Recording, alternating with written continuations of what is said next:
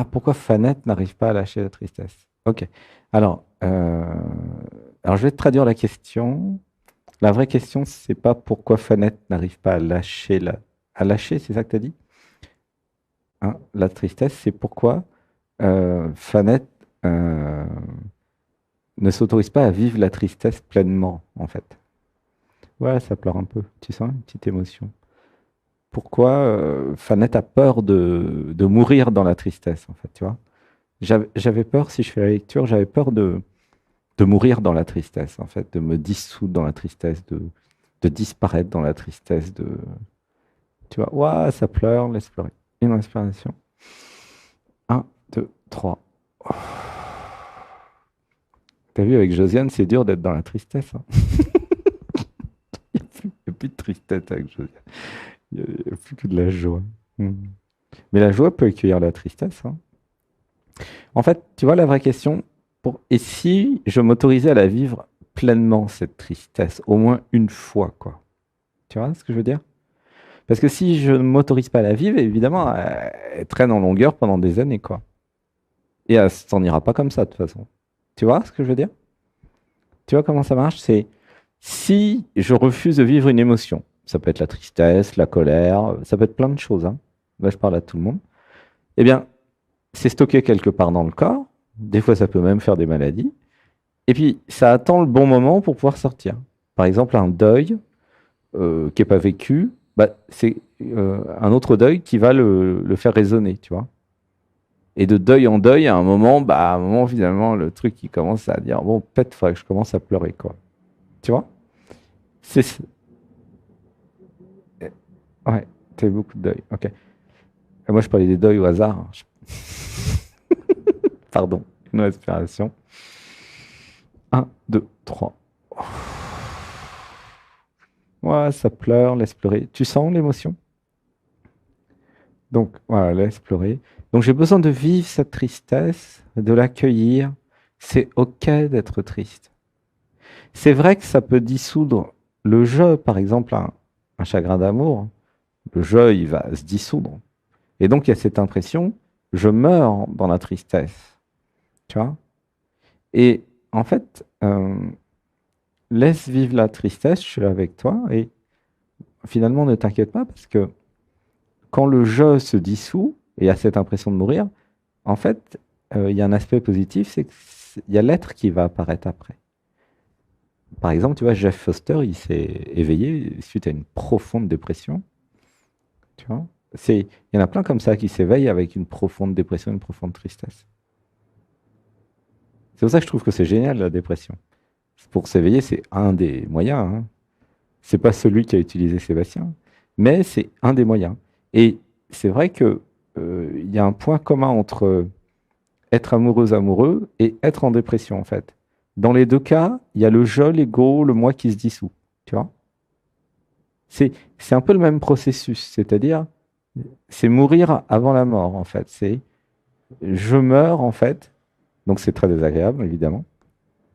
Je me dissous, je meurs. Alors, soit dans la tristesse, soit dans l'amour, ça peut être dans plein de choses, mais ça se dissout, en fait, tu vois?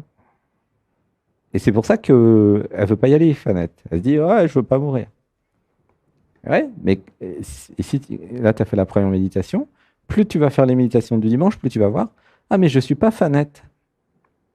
Moi, je suis la conscience. Et en plus, c'était le thème de la journée. La conscience, elle est dans l'incapacité technique, hein, de disparaître. Même si elle veut, elle peut pas. C'est vrai. On a vécu ça ensemble tout à l'heure, c'était marrant d'ailleurs. C'est pas un problème philosophique ou un problème enfin, de dogmatique ou d'ontologique. Non, non. La conscience ne peut pas techniquement disparaître. C'est une incapacité technique, tu vois? Et donc, on l'a vécu ensemble, il y a eu cette réalisation tout à l'heure. Donc, quand tu comprends ça intimement, que ce que tu es, en fait, ne peut pas disparaître pour des raisons techniques, eh ben, tu te réconcilies avec la mort, la perte, avec tout, en fait. Parce que euh, le je qui a peur de mourir, ou qui a peur de se dissoudre, de son point de vue, il a raison, hein, bien sûr, il n'y a pas de problème. Mais tout ça, c'est factice, c'est l'illusion.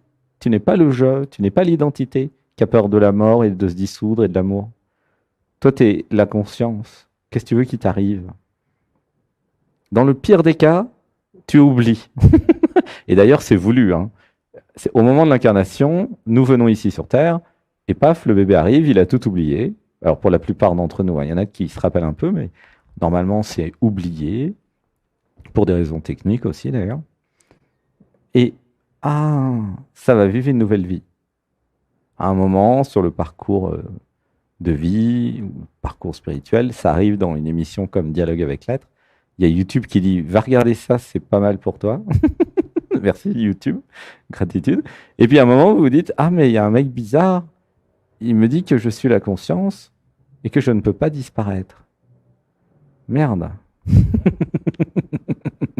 Et si vous méditez là-dessus, vous allez voir que c'est vrai. Et que c'est évident même.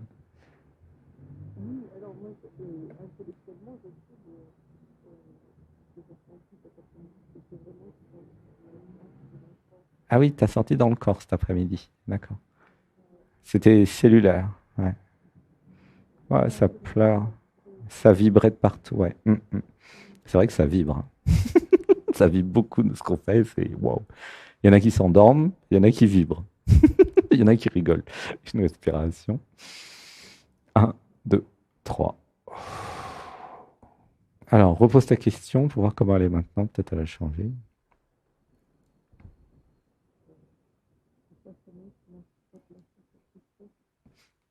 Alors, eh ben, j'ai déjà répondu. Il suffit de vivre la tristesse. Tu vois? C'est-à-dire que si tu t'autorises à vivre la tristesse, ça partira toute seule en fait. La vraie question, c'est pourquoi tu t'obstines à vouloir être famette aussi. Peut-être tes nouvelles depuis 2 semaines, alors je vais peut-être pas non plus te bisuter trop, mais c'est le bisutage. Avec l'aide, c'est le bisutage, c'est le tour de broche. C'est, tu vois? euh, c'est- non, c'est pourquoi jusqu'à présent, bah, je n'avais pas d'autre possibilité qu'être fanette en fait, hein, tu vois? Mais la réponse, c'est parce que jusqu'à présent, je n'avais jamais rencontré une émission comme celle-là, où j'avais jamais fait de méditation, j'avais jamais entendu parler de la désidentification de l'ego, de l'éveil ou de la réalisation du soi ou du non-soi, tu vois. Tout ça, c'est relativement nouveau en France, hein. Ça a 4000 ans en Inde, mais en Inde, c'est le pays des chakras, c'est le pays de Ramana Maharshi. D'ailleurs, pendant les chants indiens, là, pendant notre atelier, il y a des chants indiens. Alors au début, c'est chamanique, après ça devient un peu indien.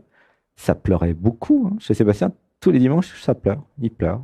Il ne sait pas pourquoi il pleure. Sur le chant avec Ganesh. Om Gam Ganapataye Namaha. Et ça pleure, ça pleure. Donc il y a quelque chose qui se passe.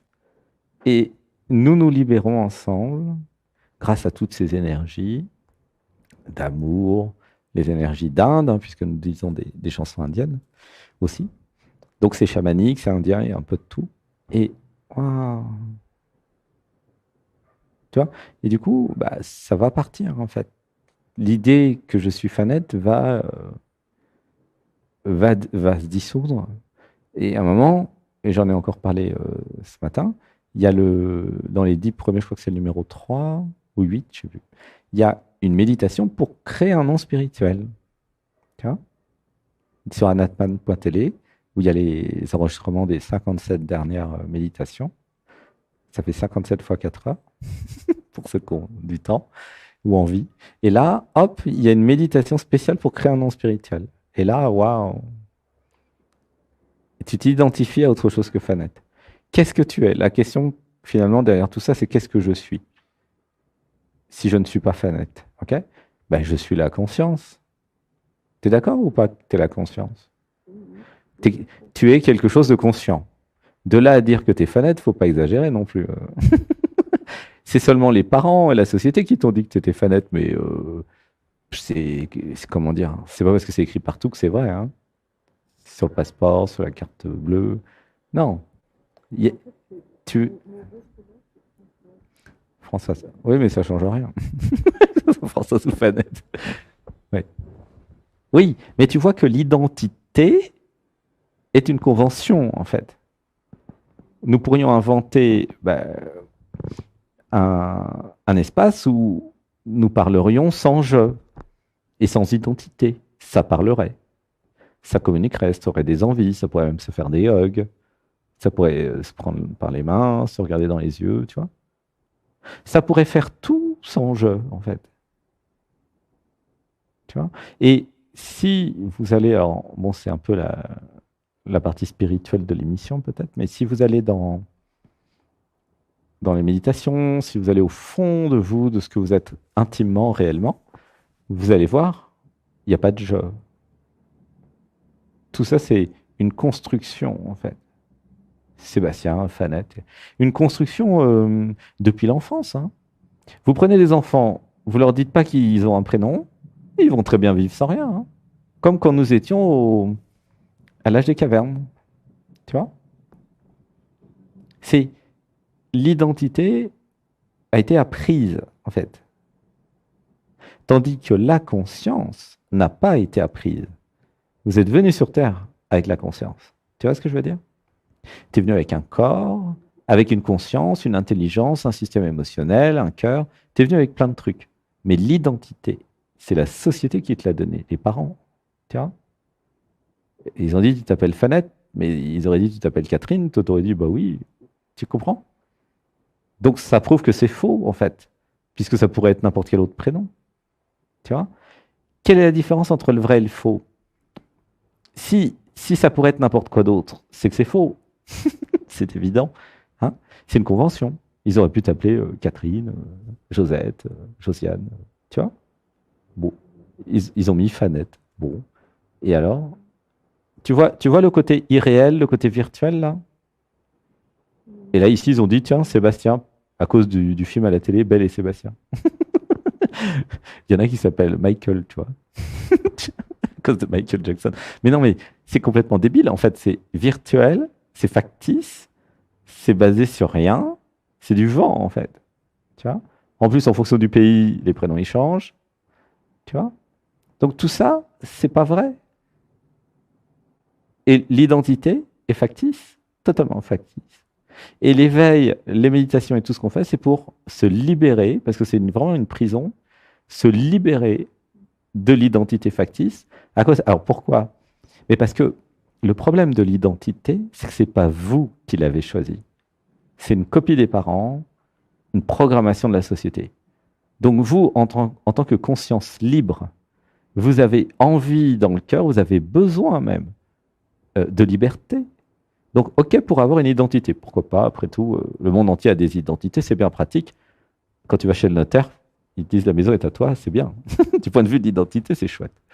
La carte bleue aussi. S'il y a de l'argent sur le compte, sinon, s'il y a des dettes, c'est chiant d'avoir l'identité. Tu comprends? Mais, OK, l'idée de l'identité, pourquoi pas? Mais dans ce cas-là, que je la choisisse, l'identité. Tu vois le truc? Et c'est ça, dans la méditation, vous allez choisir une identité, un prénom. Après, vous allez comprendre que tous les problèmes dans votre vie, tous les problèmes dans votre vie viennent de l'identité. Eh bien oui, c'est ça le problème. C'est-à-dire que l'identité qui n'a pas le droit de faire ceci, qui est limitée comme ça, qui n'ose pas aimer, qui n'ose pas l'abondance, tous les problèmes viennent de l'identité. Donc, si vous changez d'identité, déjà, vous réglez une grande partie des problèmes. Parce que vous pouvez vous créer une nouvelle identité à votre image. Ouh, ça pleure.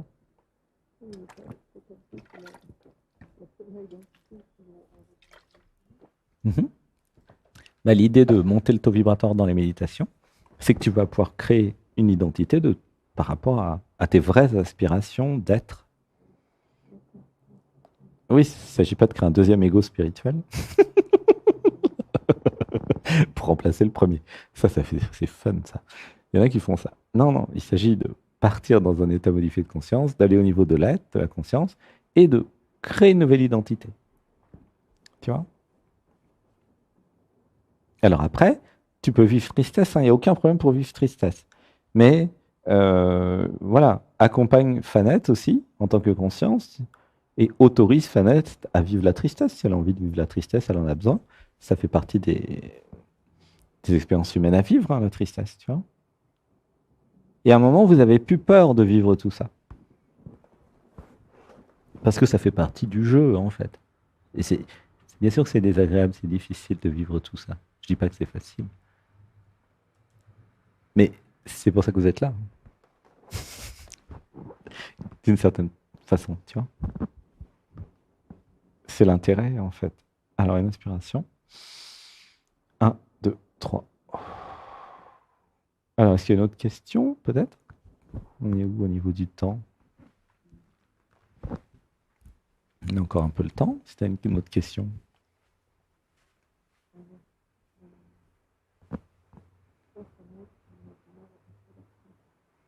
Alors, pourquoi Fanette a du mal à passer à l'action? Donc ça, c'est le troisième chakra. Donc, Fanette a été programmée, éduquée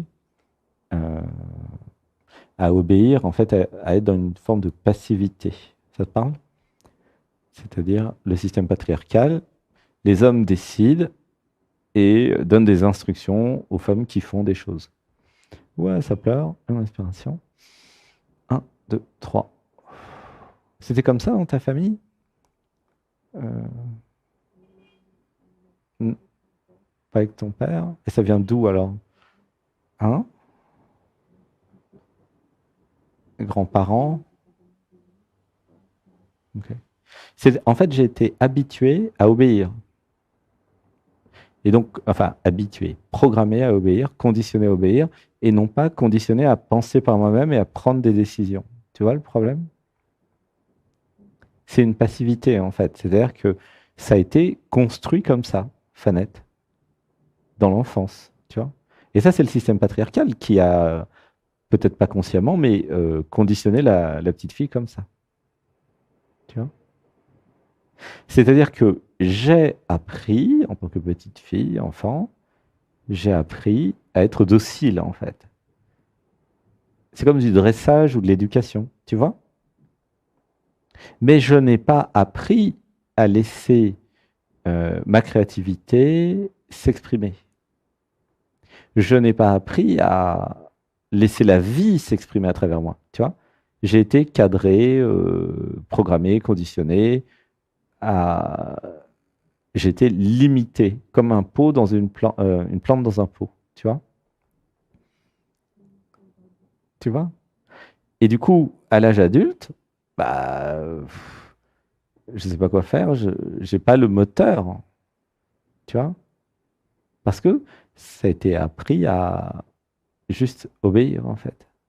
Et justement, le risque, c'est de tomber sur des maris qui vont qui vont correspondre à ce que tu es, finalement. À ce que est, pardon, Fanette, tu vois. Si Fanette est une femme qui a été éduquée à obéir, elle va créer dans sa réalité des hommes qui vont lui donner des ordres. Tu comprends? Jusqu'à ce qu'elle s'éveille et qu'elle se dise, oh, mais je suis pas Fanette, c'est chiant ce truc, ça m'intéresse plus, en fait. Ben oui. Et à un moment, grâce aux méditations, tu vas dire, ben oui. Et à un moment, tu te dis, non, mais c'est quoi cette vie à la con d'obéir aux hommes? C'est débile comme truc. Et ça vient des parents, hein. Quand je te disais que Fanette a été construite par les parents, c'est la preuve, quoi. Et à un moment, avec l'éveil, ah, mais non, mais allez, hop, on change. C'est plus Fanette, maintenant, c'est tu te trouves un nom et tu te recrées une identité complète qui va, voilà, comment tu dis, Josette, ouais, pourquoi pas? Josiane, ouais, très bien, Josiane. Et avec la même joie. Et du coup, après, depuis cette nouvelle identité, tu peux aller voir en toi, dans le vrai toi, hein, de quoi tu as envie. Et t'autoriser à vivre les envies. Tu vois, c'est comme ça que ça va se régler, en fait, le troisième chakra. C'est-à-dire que si je commence à m'autoriser à, à vivre mes envies, à vivre mes passions, à créer ce que j'ai envie de créer, je mets dans mon inconscient, je m'autorise, j'ai le droit. Tu vois, c'est ça le truc. C'est que tu commences par des petits trucs, tu commences par te faire plaisir, en fait. C'est la stratégie du plaisir. Et donc, c'est le deuxième chakra, c'est un moteur, hein. Mais là, quand je suis chez toi, c'est comme si la voiture n'avait pas de moteur. Tu vois, c'est marrant. Et donc, tu me dis, elle avance pas. Bah oui, il n'y a pas de moteur. Et du coup, mets un moteur dans ta voiture. Tu vois? Le moteur, c'est la jouissance, hein. Le moteur, c'est qu'est-ce qui te fait plaisir? Qu'est-ce qui fait que tu vas te lever le matin et faire une activité? Parce qu'il y a une jouissance. Tu vois? Toute la nature marche comme ça, hein. Et comme la religion a castré l'humanité en Occident, et a dit, ah non mais la jouissance c'est interdit, vous n'avez pas le droit d'avoir du plaisir, vous n'avez pas le droit de jouir. Et tout le monde a été castré pendant 4000 ans à cause de ça. Tu vois? Sauf certains qui avaient le droit, évidemment, en cachette. Tu vois? Et, et c'est terrible en fait. Comment castrer l'humanité? Eh ben, c'est facile, il suffit de castrer la jouissance. C'est ce qui a été fait, hein. Alors peut-être pas en conscience, parce que je ne suis pas du tout complotiste, mais en tout cas, ça a été fait. Et plus vous allez sortir de la religion, de choses comme ça, il y a Darpan qui en parle très bien de ça, hein. Et, et plus, voilà, plus vous allez vous dire, ah, mais en fait, j'ai le droit d'être la vie, j'ai le droit à la jouissance, j'ai le droit d'être libre, tu vois, j'ai le droit d'exister, j'ai le droit de changer d'identité. Le truc qui fait le plus peur, alors c'est vrai qu'on est sur YouTube là, c'est un peu chaud de dire ça, mais le truc qui fait le plus peur à la société, c'est que vous changiez d'identité. Parce que si vous changez d'identité, la société n'a plus d'emprise sur vous. Et si alors, là, c'est le pompon, si vous sortez de toute forme d'identité avec Anatman, le non-soi, voilà, c'est la fin des haricots, quoi. C'est le, ça n'a même plus de mots, quoi. C'est c'est le pire que vous puissiez faire pour la société, c'est vous libérer d'elle, de la société, hein. Puisqu'en fait, la société n'existe que par l'emprise qu'elle a sur vous, hein. Bah ouais, c'est évident. Je répète, une très belle citation qui vient d'arriver. La société n'existe que par l'emprise qu'elle a sur vous. Dès que la société n'a plus d'emprise sur vous, elle est vouée à disparaître. Et autre chose remplacera, hein. Et alors, quand je dis sur vous, en fait, sur l'identité, c'est-à-dire que la société a une emprise sur les identités. Tu vois? Tu as une identité, par exemple, puis tu fais un prêt bancaire. Donc, bah, tu dois rembourser. Sinon, il t'arrive plein de trucs. OK? Mais si tu changes d'identité, il n'y a plus personne pour rembourser. C'est la fin des haricots. Tout le système bancaire s'effondre instantanément. Tu comprends? Parce que tout est basé sur l'identité. Mais si tu changes d'identité, c'est foutu, ça marche plus. La matrice explose. Tu comprends le problème? Ouais, j'espère que ça va se diffuser. Et c'est pareil pour tout. Enfin, je ne vais pas dire le mot parce qu'il y a plein de chaînes partenaires, on va pas faire couper 15 chaînes d'un coup, hein. Mais euh, le passeport machin de santé, l'épicouze, tout ce qu'ils ont fait, imagine que si tu n'as plus d'identité, tu es libre en fait. Tu es libre de la matrice, quoi, hein. Ah ouais, non, mais ça va loin. Et du coup, bah, les passeports, c'est pour contrôler les entrées et les sorties partout, quoi. Mais euh, à un moment, quand vous comprenez que tout ça c'est faux, et que tout ça c'est du contrôle, et que tout ça c'est pas basé, si vous voulez, sur un droit, en fait. Ils font croire qu'il y a un droit, mais ils n'ont pas le droit. C'est le droit de la force, en fait. Tu vois? Le droit du plus fort, c'est la raison du plus fort. C'est pas la raison de la raison pure. Parce que la raison pure, c'est que vous êtes l'univers, vous êtes l'être. Et donc vous êtes libre, en fait, de tout refaire, de tout recréer, et normalement d'aller partout sur Terre. Ça, c'est la théorie. Après, dans la pratique, bon, bah, tu vois. Mais la matrice, il est possible de l'utiliser sans être utilisé par elle. C'est l'intérêt quand même d'un Atman, de la réalisation du soi et du non-soi. C'est, ah, mais alors, si je m'évade de la matrice, je suis libre. Et ça n'a pas de prix, hein, vraiment. C'est pour ça que c'est gratuit d'ailleurs. C'est tellement, ça vaut tellement des milliards que ça ne peut pas être vendu. Du coup, c'est gratuit. Et tous les dimanches, nous nous éveillons ensemble et nous nous évadons ensemble, hein. Voilà, grâce à Sébastien qui est sorti le premier, là. C'est comme Bouddha. Il est sorti de la matrice. Du coup, bah, il y a un trou, il y a une galerie sous la prison, si vous voulez, et hop, tout le monde s'en va le dimanche. Après, on retourne en prison. Voilà. On retourne en prison parce qu'il y a tous les copains en prison, on va pas les laisser tomber non plus. Les copains et les copines, ils sont tous en prison, hein. La prison, bah, c'est la matrice, c'est le système, c'est la prison identitaire. Donc tous ceux que vous aimez, ils sont en prison, donc c'est bien bah, d'y retourner quand même en prison. Tu vois. La liberté, c'est pas juste de sortir de l'identité, c'est de sortir et d'y rentrer quand vous avez envie. Tu vois. C'est ça la liberté. C'est vraiment important de comprendre le concept de prison. J'en ai parlé la semaine dernière. C'est quoi une prison?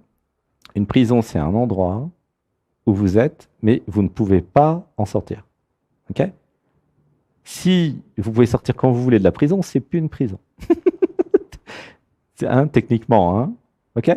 Eh bien, l'identité, pour que tout le monde comprenne, est une prison. Mais si vous arrivez à en sortir de l'identité, et puis y rentrer si vous avez besoin pour la vie classique, alors vous êtes libéré. Ça s'appelle comme ça dans l'éveil, dans la spiritualité. Vous êtes libéré. Et tant que vous n'êtes pas sorti de l'identité, vous êtes juste en prison. Mais c'est ça où c'est marrant, toute la société fait comme si vous étiez libre. Ben oui, il n'y a pas un président de la République qui dit alors il y a un sujet national très important, et si nous nous libérions de l'identité, tu vois? T'as déjà vu ça en politique? Quelqu'un dire dans mon programme, nous allons nous éveiller, nous allons nous libérer de l'identité. Il n'y a pas un. Parce qu'ils sont tellement dans l'identité qu'ils ne savent même pas de quoi je parle là. C'est c'est trop loin pour eux. Tu comprends? Mais à un moment, ça va retomber quand même dans la matière. Tu vois?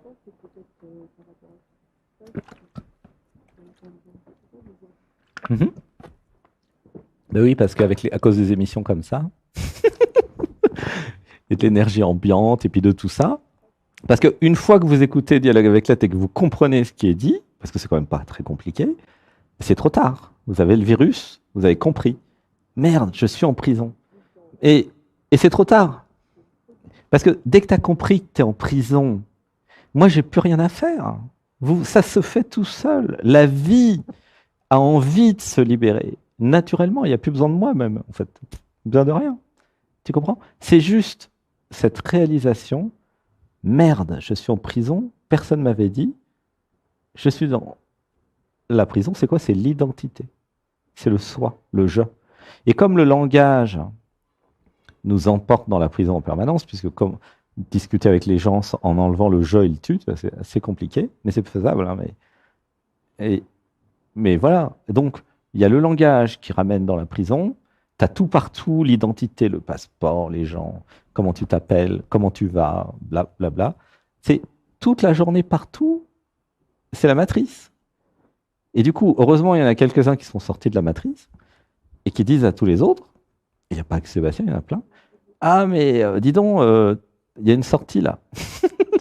Alors c'est vrai qu'il faut quand même faire les méditations, ça demande du temps, c'est une pratique.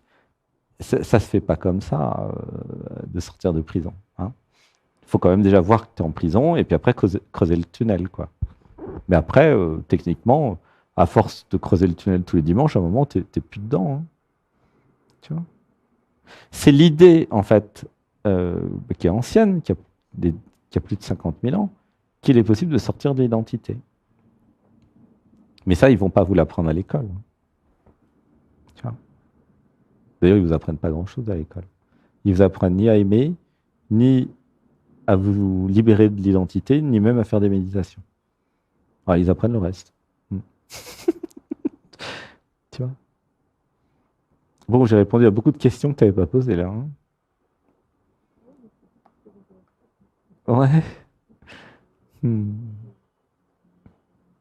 je crois que les 20 minutes sont passées. Moi, je te fais un gros bisou. Je t'aime. Voilà, c'est pour faire un résumé pour les nouveaux qui viennent d'arriver. Qu'est-ce que c'est que cette émission bizarre? Pourquoi il parle d'identité et de se libérer de l'identité? Voilà. C'est bien parce que ça, il y a des nouveaux, des nouvelles qui disent tiens, Pourquoi il parle de Sébastien à la troisième personne? Bon, bah, je te fais un gros bisou. Merci beaucoup. À bientôt. À bientôt. À bientôt.